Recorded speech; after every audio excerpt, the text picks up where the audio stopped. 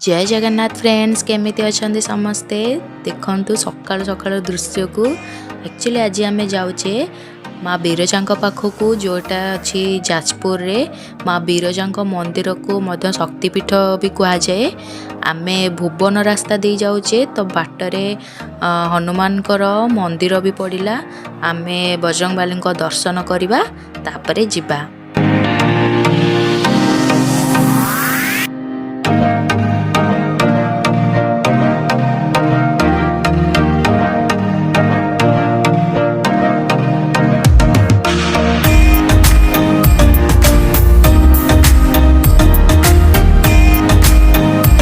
माँ बिरजा हेउचंती जाजपुर अधिष्ठात्री देवी और जाजपुर परिचय। माँ को महिमा पुराण ठारू आरंभ करी किंवदंती जाए रही माँ को वर्णना। शक्तिपीठर सात देवी भावे माँ बिरजा समग्र विश्व में परिचित।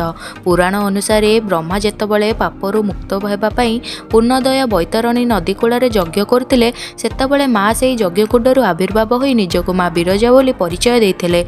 एठारे माँ बिरजा दुईभुजा भावे पूजा पाउछंती। पौराणिक तथ्य अनुसार थरे देवी सती पिता दक्ष प्रजापति गोटे यज्ञर आयोजन करते से यज्ञ से समस्त देवदेवी को निमंत्रण करते किंतु महादेव को अपमान करने निमंते महादेव को निमंत्रण कलेनी।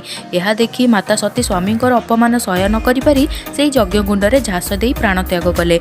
महादेव जेतबले एसबू जानिले क्रोधरे सेठारे पहुँचिले समस्त यज्ञ को विध्वंस कर माता सती शरीर को धरी सारा ब्रह्मांड बुलवाक लगिले। महाप्रभु विष्णु महादेव को दुख देखि न पारि सुदर्शन चक्र को आदेश देले सती शरीर को खंड विखंड करिया। सुदर्शन चक्र माँ को शरीर को 51 खंड करदेला। यह 51 खंड भूखंड रे पड़ा। 51 खंडटी शक्तिपीठ गढ़ी उठिला। पुराण अनुसार ओडिशार जाजपुर रे माँ को नाभिखंडटी पड़ा से पीठ को नाभिगया पीठ कहुए।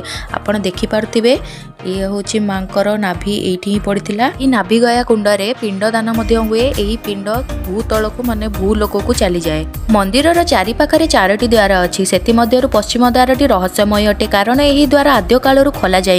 अच्युतानंद द्वारा रचित भविष्यमालिकार उल्लेख अच्छी जे कलिजुगर शेष में जितेबाला भैरव डाक देव तापर आपे आपे पश्चिम द्वारटी खोलीजिव एवं चितल माछर कंटा और बौल कुंभीर हाड़े तैयारी हेब माँ बिरजांकर पश्चिम द्वार कबाट। मंदिर परिक्रमा कर सारी आमे बाहरी गलु प्रसाद खाइबापी। प्रसाद मंदिर बेढ़ारे मिलूला। वीडियोटी भल लगी आपण किछि शिखिबाकु पाइतिले वीडियो को लाइक एंड सब्सक्राइब करदेबे। रहुछि धन्यवाद।